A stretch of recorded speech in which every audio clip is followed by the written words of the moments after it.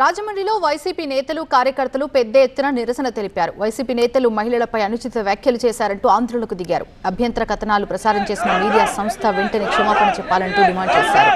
మరోసారి అలాంటి కథనాలు ప్రసారం చేస్తే తగిన బుద్ధి చెబుతామని హెచ్చరించారు వైసీపీ నేతలు.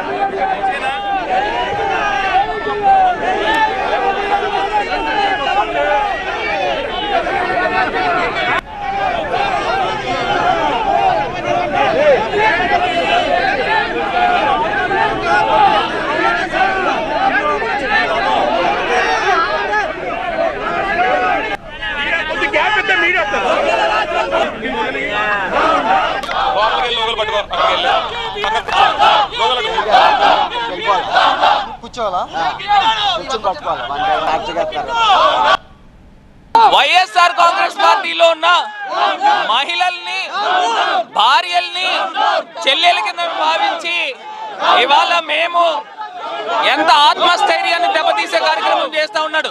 వైఎస్ఆర్ కాంగ్రెస్ పార్టీలో ఉన్న మహిళల్ని భార్యల్ని చెల్లెల కింద భావించి పెళ్లిళ్ళు చేస్తాడంట. ఇంత దారుణమైన వ్యక్తి ఎక్కడైనా ఉన్నాడా? ఇది జర్నలిజం అంటారా? ఈ రాష్ట్రంలో ఒక దుర్యోధన దుశ్శాసన దుర్నీతి పరిపాలన కొనసాగుతుంది అనేటటువంటి మాట వాస్తవమైనటువంటి విషయం. ఏం మాట్లాడుతున్నారో కూడా నోటికి అదుపు ఆజ్ఞ లేకుండా మాట్లాడుతున్నారు. ఒక దళిత మహిళ హోమ్ మినిస్టర్ అయ్యిండి కూడా ఈ రాష్ట్రంలో దళిత మహిళలకి కూడా న్యాయం కరువైంది. ఎంతోమంది దళిత మహిళలకి ఎన్నో రకాలైనటువంటి అవమానాలు జరిగినా కూడా పట్టించుకునేటువంటి హోంమంత్రి మాట్లాడితే వైఎస్ జగన్మోహన్ రెడ్డి గారి గురించి మాట్లాడుతుంది. ఈయన మాట్లాడేటటువంటి మాటలు చెల్లికి తల్లికి కూడా తేడా తెలియనటువంటి పరిస్థితుల్లో మాట్లాడుతున్నాడు. భార్యలకు మళ్ళీ పెళ్లిళ్ళు చేసేటటువంటి సంస్కృతి, చెల్లుళ్ళకి మళ్ళీ పెళ్లిళ్ళు చేసే సంస్కృతి అంటే ఆ రోజున కందుకూరి వీరేశలింగం మంత్రి గారు లాంటి వారు సంస్కరణలు తీసుకురావాలని ప్రయత్నిస్తే ఇవాళ సంస్కరణలు కూలగొట్టి వీళ్ళకి తోచినటువంటి విధానంలో కార్యక్రమాలు చేయటం అన్నది సిగ్గుచేటైనటువంటి విషయం. ఎవరైనా కావచ్చు, ఖచ్చితంగా నాలుకలు తెగ్గోసేటటువంటి పరిస్థితి వస్తుంది ఆడవారి జోలికి వస్తే. కాబట్టి చెప్పి హెచ్చరిస్తుంది.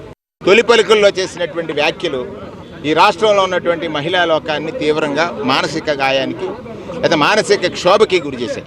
అంటే నీకు మహిళలంటే ఎంత లోకువా, మహిళలంటే ఎంత చిన్న చూపు, మహిళలంటే ఎంత చులకన భావన అర్థమైంది.